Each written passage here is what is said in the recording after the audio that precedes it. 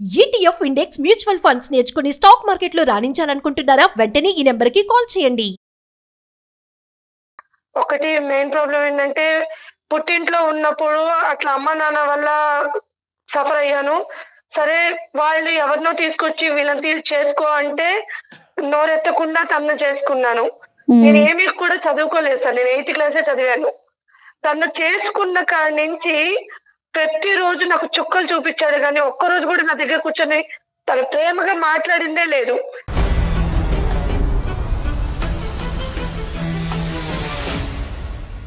పైగా అనుమానం, కొడతారు, తను ఇష్టం వచ్చినట్టు చేస్తారు. ఏం చేస్తుంటాడమ్మా ఆయన? తను జాబ్ చేస్తారు మేడం, సాఫ్ట్వేర్. పిల్లలు ఉన్నారా? 2 పిల్లలు మేడం. Okay okay. ఏమన్నా అలవాట్లు ఉన్నాయమ్మా? అలవాట్లు అంటే అన్నీ ఉన్నాయి మేడం. ఏంటమ్మా అంటే వివరించమ్మా. అలవాట్లు అంటే ఎటువంటి అలవాట్లు? అలవాటు తర్వాత మీ మీద ఈ హింస, ఈ వైలెన్సా, లేదంటే అలవాట్లు లేనప్పుడు కూడా హింస? అలవాట్లు అంటూ తాగుడు పోతోనైనా భరించొచ్చేమో గానీ తిరిగిపోతోళ్ళని అయితే భరించలేదు సార్ ఎవరు కూడా.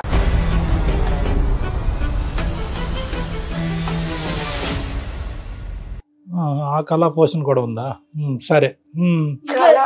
సునీత గారి ఇంట్లో ఎవరెవరు ఉంటారు? మీ అత్తయ్య మామయ్య అందరూ జాయింట్ గా ఉంటారా? వాళ్ళు ఎవరు ఉండరు మేడం, నేను మా హస్బెండ్ మా పిల్లలు మాత్రమే ఉంటాం. Okay okay. రైట్ అమ్మా. కాదమ్మా, అంటే హింస అంటే ఏంటమ్మా? ఊరికనే ఏదో ఒక కారణం చూపెట్టి నీలో ఇది ఉంది ఇది లేదు, ఈ వంట బాగుంది బాగాలేదనే ఉద్దేశంతో అంటాడా, లేదంటే ఏ కారణం లేకపోయినా కూడా హెరాస్ చేసేటటువంటి మేల్ షవరిజమా? అంటే ఎలా ఉంటదంటే ఆ టార్చరు, ఒక చోట కూర్చోలేడు, ఒక చోట నిలబడినివ్వడు, గుడికి వెళ్ళినా డౌటే, బడికి వెళ్ళినా డౌటే అన్నట్టుగా ప్రతిరోజు ఎవరైనా ఉన్నారా నీకు, ఎవరికన్నా వెళ్ళావా, ఇప్పుడు దాకా ఎక్కడికి వెళ్ళావు, స్కూల్కి వెళ్ళి పిల్లల్ని తీసుకొచ్చేటప్పుడు కూడా ఇప్పుడు దాకా నువ్వు ఇంట్లో లేవు, నాకు ఎవరో ఒకరు చెప్తా ఉంటారు ఎక్కడికి వెళ్ళావు అని అడుగుతాడు. ఏం మాట్లాడుతున్నారండి మీరు అంటే ఇంకా దాని వల్ల ఇంకా మాటకు మాట ఇంకా సాగదీస్తానే ఉంటాడు. అదొకటి పక్కన పెడితే ఒక రిలేషన్షిప్ అనేది చూడడు, ఒక వావి వరుసలు లేకుండానే పోతాడు. అంటే ఒక చెల్లి ఒక తల్లి అలాంటి రిలేషన్ లేవు తన దగ్గర.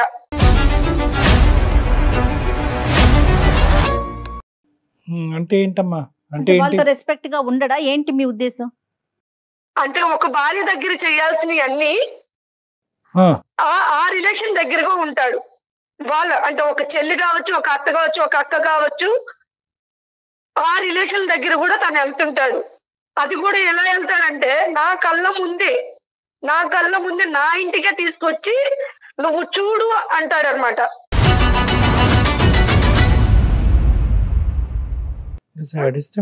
చెప్పేది కాదమ్మా. ఎవరిని తీసుకొస్తాడు, ఏం చూపెడతాడు అంటే ఏంటి? ఆ శారీరక పరమైనటువంటి అది మీ ఎదురుగుంటా డెమాన్స్ట్రేషనా ఏంటిది? అంటే నేను చూడాలి తను ఎలా ఉంటాడనేది, నేను చూడాలి. నేను మానసికంగా నలిగిపోవాలి తన కళ్ళ ముందు. నేను నా ముఖం మీద నవ్వు అనేది ఉండకూడదు. ఎందుకమ్మా అంత కసి ఏంటమ్మా నీ మీద, అంత కోపం ఏంటమ్మా? అంటే పెళ్ళి ఎన్ని సంవత్సరాలు అయింది మీది? 10 years అయింది సార్. 10 years బట్టి ఇదే ప్రవర్తన, లేదంటే తాగి బుర్ర పాడయి ప్రవర్తన? మేడం ఇప్పటి వరకు నాకైతే ఇష్టంతో చేసుకున్నానా కష్టంతో చేసుకున్నానా అనేది ఇప్పటి వరకు చెప్పలేదు నాకు. నుంచి ఇదే ప్రాబ్లం నాకు. కాదమ్మా, అతనికి ఏమైనా బ్యాక్గ్రౌండ్ స్టోరీ ఉందా? కష్టం మీద నిన్ను చేసుకున్నాడా? ఆ తల్లిదండ్రుల మీద చూపెట్టినటువంటి కోపం అంతా నీ మీద చూపెడుతున్నాడా? ఏంటిది అంటే ఇప్పటికైనా నీకు అర్థమై ఉంటుంది కదా. ఇప్పుడు కారణం ఉండేటటువంటి కోపం అంటే కొంతవరకు అర్థం చేసుకోవచ్చు. కానీ ఇది ఏంటంటే ఈ విపరీతమైనటువంటి ధోరణి, ఈ శాడిజం వెనకట్ల ఏ కారణం లేకుండా జరుగుతుందా అంటే కనుక మాకే ఆశ్చర్యంగా ఉంది. అది నాకు కూడా తెలియట్లేదు సార్. తను నన్ను ఎందుకు ప్రాబ్లం ఇలా చేస్తున్నాడు, ఇలా చూస్తున్నాడు. అప్పటికి నేను చాలా సార్లు అడిగా, నా వల్ల మీకు ఏమన్నా ప్రాబ్లమా, నా వల్ల ఏమన్నా ఉంటే నేను మార్చుకుంటాను అన్ని కూడా తనకి కూర్చొని చెప్తాను సార్. మీరే అడిగారా? మీ పెద్దవాళ్ళు కూడా అడిగారా? ఎవరన్నా పెద్దవాళ్ళని ఎప్పుడన్నా ఇన్వాల్వ్ చేశారా? ఎప్పుడు లేదు సార్. ఇప్పుడు నేను ఈ పడుతున్న బాధ కూడా మా ఇంట్లో ఎవరికి తెలియదు.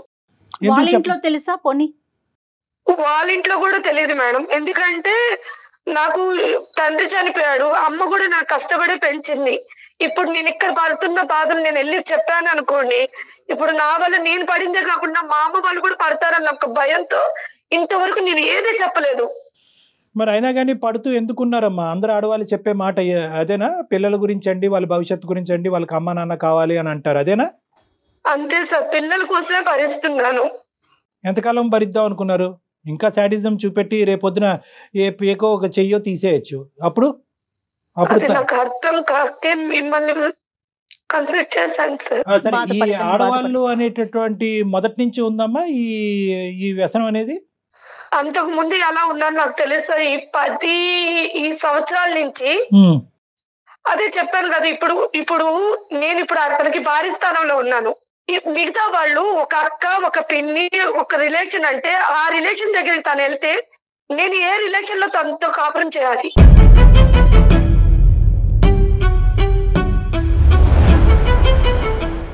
వాళ్ళు అంత దిగజారుడు ఏంటమ్మా? ఇప్పుడు ఓకే, ఇతను అంటే కనుక ఇతను వ్యక్తిత్వం, పర్సనాలిటీ భయంకరం ఉంది అనుకోవచ్చు. వాళ్ళు ఎందుకు అలా దిగజారిపోతున్నారు ఇతనితో ఆ వ్యసనాలకి, ఆ విధంగా ఫిజికల్ రిలేషన్ కి ఎలా వస్తున్నారు వాళ్ళంతా? సరే, తిని దగ్గర కూడా చాలా డ్రామాలు ఉంటాయి. అంటే బయటకు వెళ్ళిన తర్వాత ఎలా చెప్తారంటే తను నాకు సపోర్ట్ చేయదు, తను నాతో ఉండదు, నా దగ్గర ఇంకా పడుకోదు.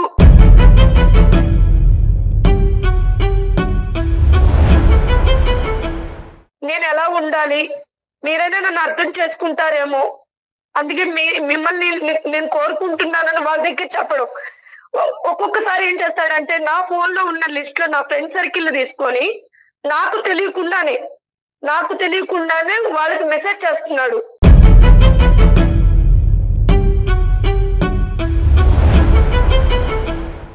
ఇలా సునీత నాతో అడ్జస్ట్ అవ్వదు, సునీత నా దగ్గరికి రావట్లేదు, సరేనా, నా ప్రాబ్లం ఇది, నేను ఎవరికి చెప్పుకోవాలి అర్థం కాక మీతో చెప్పుకుంటున్నాను, అలా వాళ్ళకి చెప్పి వాళ్ళని వశపరుచుకుంటున్నాడు.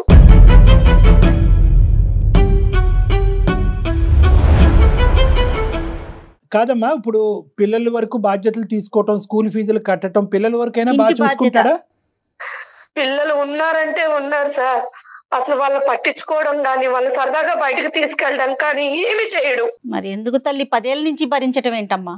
ఎప్పుడో నిర్ణయం తీసుకోవాలి కదా నువ్వు, ఇంకా సమాజం అనేది ఒకటి ఉంది కదా, సమాజం కోసం బతికాను. ఈ కథ విని విని విని అలసిపోయామమ్మా. ఈ సమాజం ఏది? ఆ సమాజం వచ్చి నీ మీద సిగరెట్ పీకలతోనో లేదంటే చెప్పులతో కొట్టేటటువంటి పరిస్థితి వచ్చినప్పుడు ఆ సమాజం వచ్చి ఆపమనండి. ఏదా సమాజం? రేపొద్దున ఆడపిల్లలు ఇద్దరు మనసులో ఎలాంటి ప్రభావం ఉంటుంది? వాళ్ళు పెరిగి పెద్దయి ఒక ఇంటికి వెళ్లాల్సిన పిల్లలు కదా, రేపొద్దున పెళ్లి అంటే వణికిపోరు కదా? ఈ ప్రవర్తన పిల్లలు కూడా చూస్తున్నారమ్మా. చూస్తున్నారు సార్, ప్రతిరోజు నా బాధ కూడా అదే. ప్రతిరోజు ఆ పిల్లలు అమ్మకేమవుతుంది అన్న భయంలోనే బతుకుతున్నారు.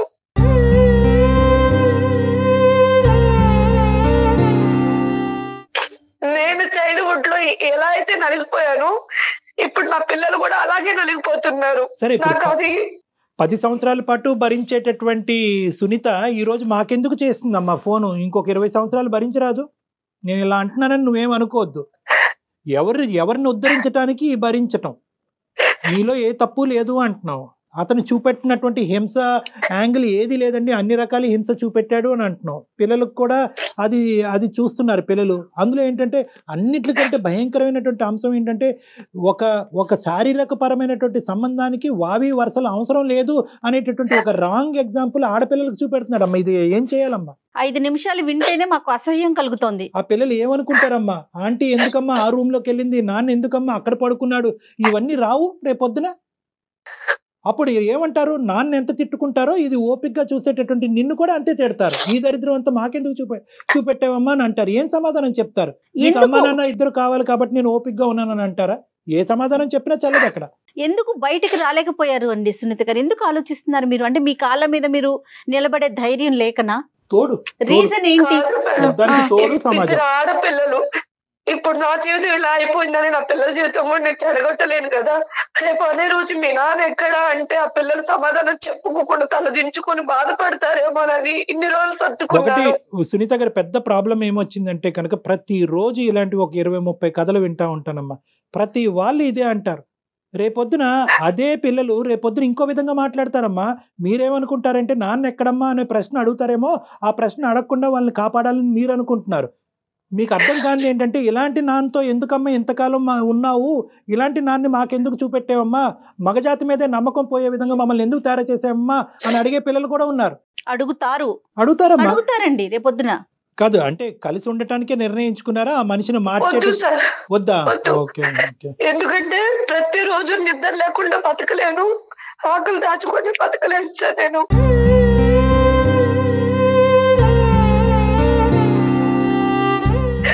ఎందుకంటే నేను నిద్రపోతున్నానని అతను అనుకుంటాడు, కానీ నేను మేలుకొని అన్ని నా కళ్ళతో నేను చూసినప్పుడు నా గుండె ఎన్నిసార్లు బతలేదు అది అనుభవించి నాకు మాత్రమే తెలుసు.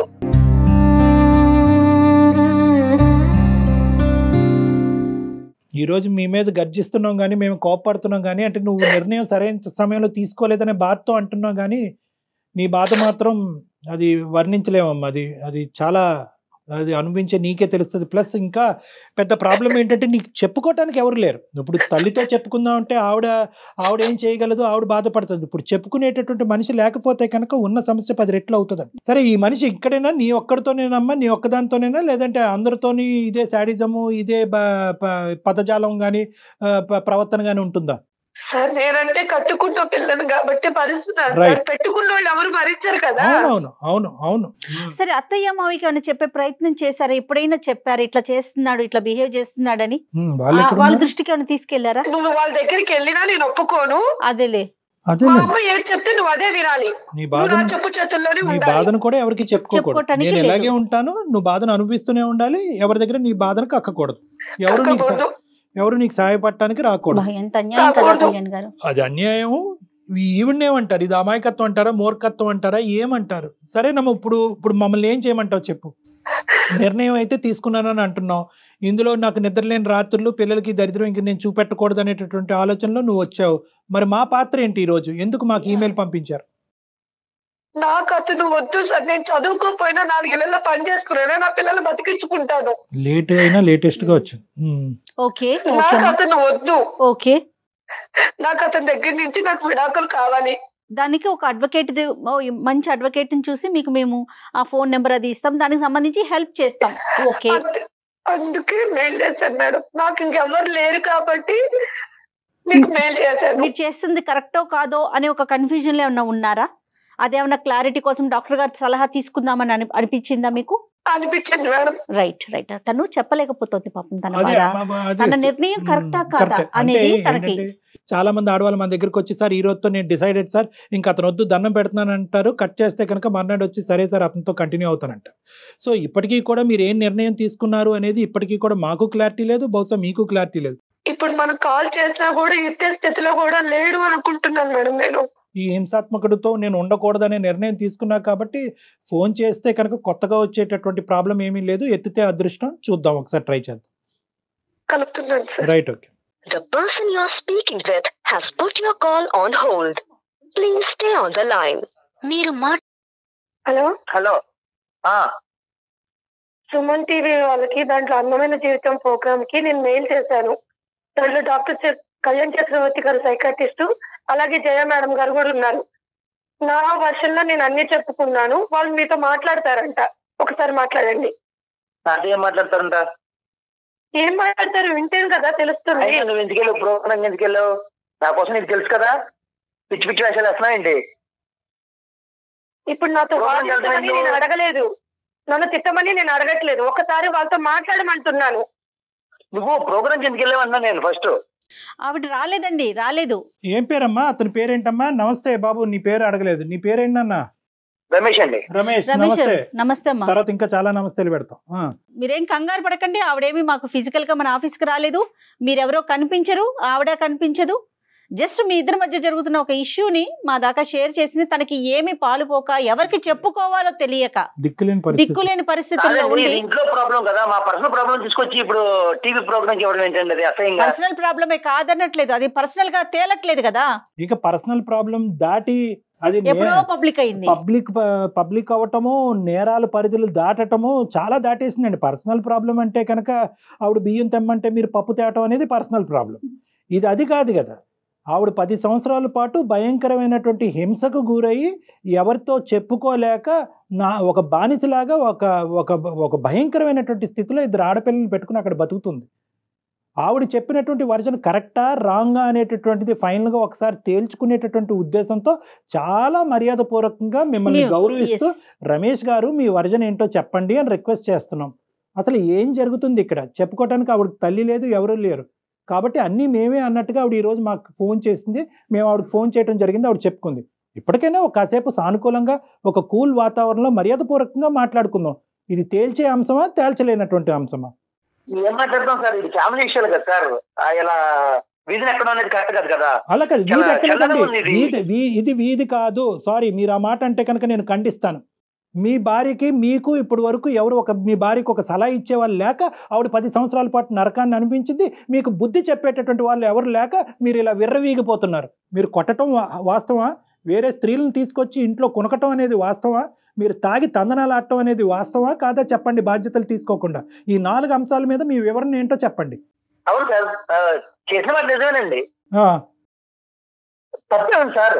ఏంటి అది నాకు నా లైఫ్ స్టైల్ ఎలా ఉంటది, నాకు నచ్చింది, నేను అలాగే ఉన్నాను. కుక్క అండి ఆవిడేమన్నా కొట్టడానికి? కుక్కను కొడితేనే చంపేస్తున్నారు ఈ రోజుల్లో. కుక్క ఆవిడ, ఎందుకు కొడతారు ఆవిడ? ఏమో సార్, మా ఇళ్లలో ఫస్ట్ నుంచి మా పరిస్థితి ఇలాగే ఉంటుంది సార్. ఆడవాళ్ళు చనిపోయాం మేము అసలు. ఖచ్చితంగా మా కాలేజీ ఉండాల్సిందే సార్. మా నాన్నగారు, మా తాతగారు, మా అన్నయ్య గారు వీళ్ళందరూ ఇలాగే ఉన్నారు. నేను కూడా అలాగే ఉన్నాను సార్. రేపొద్దున మరి మీ పిల్లలకి పెళ్లిళ్ళు చేస్తే వాళ్ళ పరిస్థితి కూడా అలానే ఉంటే ఓకేనా మీకు? సొందలేది ఇస్తే నెత్తి మీద ఎక్కి నాట్యం చేస్తారు. ఎవరు ఆడవాళ్ళా? ఏం మాట్లాడుతున్నావయ్యా నువ్వు? సాఫ్ట్వేర్ వా? ఏం మాట్లాడుతున్నావు నువ్వు? ఏ కాలంలో ఉన్నావు? మా ఇంట్లో పరిస్థితి ఇలాగే ఉంటదండి. మీరు ఏమైనా ప్రత్యేకంగా ఉన్నారా? వేరే ప్రదేశంలో ఉంటున్నారా? మనుషుల మధ్య ఉండట్లేదు? తను అసలు నాకు ఇష్టం వచ్చినట్టు ఉండదండి, నాకు కంఫర్ట్ గా ఉండదు. నాకు నచ్చినట్టుగా నేను ఉంటాను అంతే. మీకు నచ్చినట్టుగా మీరు ఉన్నటువంటి వాయు వర్ష లేకుండా జంతువులాగా ప్రవర్తించటమా? కాదు నాన్న, ఏంటి ఇది మా పద్ధతులు, ఇది మా ఆనవాయితీ, ఇది మా సాంప్రదాయం అంటే ఏంటి? పారంపర్యంగా వచ్చినట్టు ఆవిడ కూడా ఆవిడ ఇంట్లో పద్ధతి సాంప్రదాయం కూడా అంతేనంట. మగాడిని చెప్పించుకుని కొట్టాలంట, అవసరం అయితే కనుక బూటకాలు కింద తొక్కేయాలంట. వాళ్ళ ఇంట్లో కూడా అదే సాంప్రదాయం అంటారు. అదే అలా చేయకపోబట్టే మీకు 2 కాదు 3 కొమ్ములు ఉన్నాయి. కాదు, ఇప్పుడు కొట్టడం వెనకతలు సరే నువ్వు కొడుతున్నావు, ఇది సాంప్రదాయం, ఆడదాన్ని ఎక్కడైతే పెట్టాలో అక్కడ పెట్టకపోతే కనుక లేచి మన ఎత్తి మీద శివతాండం చేస్తుందని ఏదో పెద్ద పెద్ద కబుర్లు చెప్తున్నావు. ఈ అమ్మాయి ఈరోజు ఒక తల్లిగా కానీ, ఒక భార్యగా కానీ, ఒక స్త్రీగా కానీ మీకు చేయనటువంటి ఒక్క అంశం ఈ 10 సంవత్సరాల్లో చెప్పు. ఏదో చేయట్లేదు అంటున్నావు కదా. 0.5% వేలెత్తి తప్పు చూపెట్టు. 0.5% వేలెత్తి తప్పు చూపెట్టు. సార్ నాకు నచ్చినట్టు ఉండదు సార్ అమ్మాయి. ఏంటో నచ్చటం గడుపుకుంటు నువ్వు ప్రిన్సా? నువ్వేమన్నా పెద్ద రాజువా ఏంటి? నీకేంటి నచ్చాలి? ఎలాంటి భార్య కావాలి? నేను ప్రిన్స్ కాకపోయినా నా ఇష్టాలు అంటే నాకు ఉంటాయి కదండి. నేను బ్రతకాలనుకున్నట్టు నాకు భార్యగా సపోర్ట్ చేయాలి కదా. చెప్పయ్యా సార్, ఇది ఎలాంటోడు అంటే కనీసం మా నాన్న చనిపోతే కనీసం మా నాన్న చూడటానికి రాలేదు.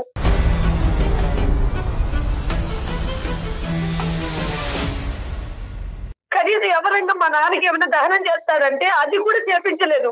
నా చేతులతో ఒక ఆడపిల్లగా నేను చేశాను దహనం మా నాన్నకి. మీ తండ్రి దహనం వరకు గురించి చెప్తున్నావు. నువ్వు చనిపోతే వస్తాడేమో లేదు, ఫస్ట్ అది ఆలోచించుకో పిచ్చిమోహన్.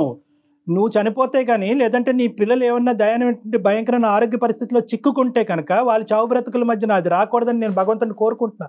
వస్తే ఈ మనిషి కనిపిస్తాడా, లేదంటే తాగుతూ వేరే ఆడదాంతో ఉంటాడు. మీ తండ్రి వరకు ఎందుకమ్మా? తండ్రి వరకు ఎందుకు తల్లి? ఎక్కడ తండ్రి అమ్మా, నువ్వు చూసుకో ముందు. ఆవిడ సంబంధించిన రేట్లకి నేను వెళ్ళను, తనకు తెలుసు నేను వెళ్ళను, ఎప్పుడే చెప్పేశాను. అలాగే మొన్న వాళ్ళ నాన్నగారు చనిపోయినప్పుడు నేను వెళ్ళను. మరి రేపొద్దున మీ ఇంట్లో ఏదన్నా జరిగితే? ఇంకా మీ ఇంట్లో ఏదన్నా జరిగితేనమ్మా వెళ్ళాలి మేడం. వెళ్ళకపోతే మళ్ళీ అదొక చుక్కలు చూపిస్తారు నాకు. అలా కదా రమేష్, ఇవన్నీ ఒక ఎత్తు.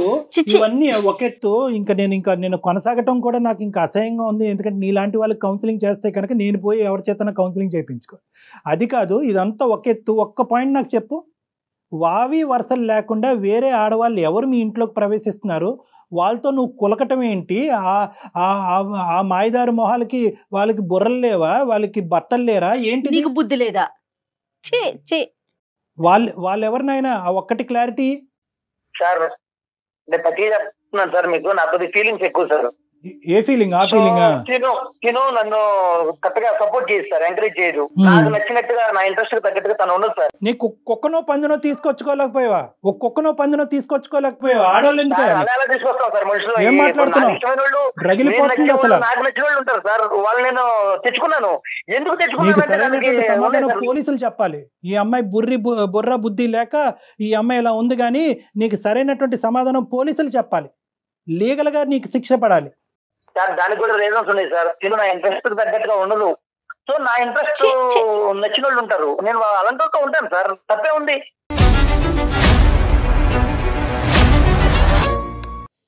ఏమ్మా ఇప్పుడు అతనితో మాట్లాడి అతనితో మేము కూర్చుని కౌన్సిలింగ్లు చేసి అతన్ని దేవుణ్ణి చేసి మీ ఇంట్లో మీ గూట్లో మళ్ళీ పెడతాం అనేటటువంటి ఆలోచనతో నువ్వు మాకు చేసి ఉంటే కనుక బహుశా అది బూడిదపాలే. నువ్వు ఇప్పుడు నీకు వద్దు అనుకుంటున్నావా? నీ నిర్ణయం 210% కరెక్ట్ అమ్మా. వద్దు అనుకుని మామూలుగా వదిలేయకూడదమ్మా. ఒక అడ్వకేట్ దగ్గరికి వెళ్ళి ఇది అప్లై చేయటము లేకపోతే డివోర్స్ కోసం వెళ్ళటం కాదు, ముందు పోలీస్ కంప్లైంట్ ఇవ్వాలని చెప్తాను నేనైతే. తనొద్దనుకోవడం కాదు, నేను ఒప్పుకున్నాను తనని. తనకు చెప్పండి, తనొద్దనుకోవడం కాదు, తనే నాకు వద్దు, నాకు తను సూట్ అవ్వదు, నా ఇంట్రెస్ట్ దగ్గర తను ఉండదు, తను నాకు వద్దండి.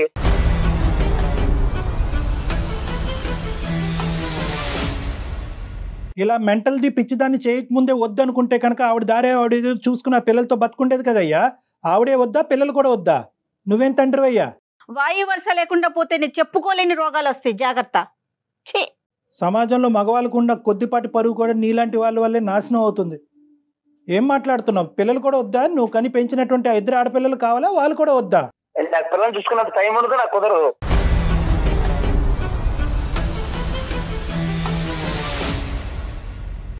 రమేష్, చెప్పండి. నీకు కొన్ని సర్ప్రైజ్ రిటర్న్ గిఫ్ట్లు తొందరలోనే వస్తున్నాయి. నువ్వు వింటే కనుక ఇప్పుడే షాక్ అవుతావు, కాబట్టి దయచేసి నువ్వు ఫోన్ పెట్టేసే, ఆ అమ్మాయితో మేము మాట్లాడాలి. బాయ్ నాన్న. ఏం పర్లేదు సార్, నేను చూసుకుంటాను. పెద్ద గొయ్యి తవ్వుకుని అందులో చూసుకో. బాయ్. సరే అండి. అమ్మ పెట్టాడమ్మా అతను ఫోను. సరే, ఇంకో సునీత, నీ ఓపికి శతకోటి వందనాలే తల్లి. 10 ఏళ్ళ భరించేది ఇలాంటి మృగంతోనా? ఇప్పుడు తనకి ఏం చేయమంటారు? మీ సలహా ఏం చెప్తారు? లేదమ్మా, ఇప్పుడు ఇది మన పర్వ్యూలో లేదమ్మా. ఇప్పుడైనా కూడా నీ స్ట్రెంగ్త్ ని బిల్డప్ చేసుకో, నీ కాన్ఫిడెన్స్ ని బిల్డప్ చేసుకో. నువ్వు ఒక రాణి లక్ష్మీబాయి లాగా పోరాడవలసినటువంటి సమయం ఆసన్నమైంది. ఇప్పుడు పోరాడిపోతే ఎప్పటికీ నువ్వు పోరాడలేవు. నీ హక్కుల గురించి, నీ రైట్స్ గురించి నువ్వు పోరాడు. కేవలం డివోర్స్ పేపర్ మీద ఒక సంతకం పెట్టేసి పంపించద్దు. ఎందుకంటే అదే నాటకంతో అతను ఏమంటున్నాడు, తనిచ్చేది ఏంటి, నేనే ఇస్తానంటున్నాడు. అంటే నిన్ను ఎంకరేజ్ చేస్తున్నాడు. సింపుల్గా నువ్వు సంతకం పెడితే అతను సంతకం పెట్టేసి డివోర్స్ అవుతాయి. నో, ఇవి ఏవైతే కనుక లీగల్గా అతని మీద సెక్షన్స్ పడాలో ఆ సెక్షన్స్ అన్ని శిక్ష పడాలి. అతనికి బుద్ధి రావాలి, అతని నాలుక అతను ఖర్చుకోవాలి, జైల్లో కూర్చోవాలి. ఇవన్నీ కూడా ఉంటాయి. నెంబర్ 1 ఏంటంటే అంత ఈజీగా అతను ఆడపిల్లలు ఉన్నారు కదా కళ్యాణ్ గారు, అది భయపడుతున్నట్లుంది తను. ఏం భయం లేవమ్మా, ఏం భయం లేదు. వాస్తవానికి ఏంటంటే కనుక నువ్వు నా మాట విను. నువ్వు నీ దగ్గరలో ఉండేటటువంటి షీ టీమ్స్ కానీ పోలీస్ స్టేషన్ కానీ వెళ్ళి ఎఫ్ఐఆర్ రిజిస్టర్ అయ్యేటట్టు చూడు. ఆ తర్వాత కోర్టులో కూడా నువ్వేంటంటే నీ పిల్లలకు కావాల్సినటువంటి మెయింటెనెన్స్, నీకు కావాల్సినటువంటి ఏలంని, ఆర్థికంగా నువ్వు చదువుకోలేదు కాబట్టి, నువ్వు ఉద్యోగం చేసుకోవట్లేదు కాబట్టి నీకు కావాల్సినటువంటి మెయింటెనెన్స్, ఇవన్నీ లీగల్ టర్మ్స్ అనుకోండి. ఇవన్నీ నేను మాట్లాడను. అవన్నీ కూడా ఒక లాయర్ మనకున్న చాలా మంది గెస్ట్లు ఉన్నారు, అడ్వకేట్స్. Very good. సో నేను ఒక్కసారి వాళ్ళతో తనతో మాట్లాడిస్తాను సునీత. షూర్. అమ్మాయికి కావాల్సినటువంటి అవుట్ రైట్ సపోర్ట్ నీకు మా సైడ్ నుంచి ఉంటుందమ్మా. ఇక ముందు ఎవరు లేరు అనేటటువంటి భావంతో నువ్వు ఉండద్దు. సుమన్ టీవీ యాజమాన్యం అవనండి, జయ గారు కానీ అవనండి, ఎవరైనా కూడా మీ అందరం మీ తోడుంటామో. నీకు ఏ సమయంలో ఉన్నా, ఎంత అవసరం ఉన్నా కూడా మాది ఒక కాంటాక్ట్ నెంబర్ ఇస్తాము. ఆ కాంటాక్ట్ నెంబర్ కాల్ చేయండి. నీకు సరైనటువంటి దిశ మేము చూపెడతాం. ఇది మా సైడ్ నుంచి ప్రామిస్. 100%. కానీ మీరు కోర్టుకు వెళ్ళి, స్టేషన్ కి వెళ్ళి అతని మీద కేసు పెట్టకుండా ఎట్టి పరిస్థితుల్లో ఇంటికి వెళ్ళకండి. కాదండి, ఇంటికి వెళ్ళకూడదు కదా కళ్యాణ్ గారు. నీకు కావాలంటే కనుక పోలీస్ స్టేషన్కి వెళ్తే కనుక ఇతని దగ్గర నుంచి నాకు ఈ థ్రెట్ ఉంది, ఇంతకాలం నేను ఇంత హింసపడ్డాను, ఈ నిర్ణయం తీసుకుంటున్నాను కాబట్టి అతని కక్ష ఇంకా ఎక్కువయ్యి నన్ను చంపేటటువంటి ప్రయత్నం చేస్తాడు కాబట్టి నాకు పోలీసు వారి చేత రక్షణ కావాలి అని చెప్పి కూడా నువ్వు పెట్టుకోవచ్చమ్మా. రైట్, కరెక్ట్ అండి. చాలా ధైర్యంగా ఉండు తల్లి. నేను మన ఈ ప్రోగ్రామ్ అయిపోయిన తర్వాత ఒక అడ్వకేట్ తో నేను మాట్లాడి వాళ్ళ నెంబర్ నీకు నేను పాస్ ఆన్ చేస్తాను. వాళ్ళతో ఒకసారి నీ ప్రాబ్లమ్ని ఇంకా క్లియర్గా, ఇప్పుడు ఎందుకంటే నువ్వు ఫోన్లో మా అందరి మధ్యలో నువ్వు చెప్పలేకపోతున్నావేమో, బహుశా నీకున్న ప్రతి సమస్యని వాళ్ళతో వివరించు. దాన్ని బట్టి నెక్స్ట్ ఏం చేద్దాం అనేది ఆలోచిద్దాం. కానీ ధైర్యంగా ఉండు, దాన్ని మాత్రం కోల్పోవద్దు. తప్పకుండా ఓకే అమ్మా. ఆల్ ద బెస్ట్ అమ్మా, god bless you, all the best. Right అండి, thank you so much right doctor Jaya గారు. నమస్తే. సుమన్ టీవీలో మీ పర్సనల్ అండ్ బిజినెస్ ప్రమోషన్స్ కోసం కింది నెంబర్కి కాంటాక్ట్ చేయండి.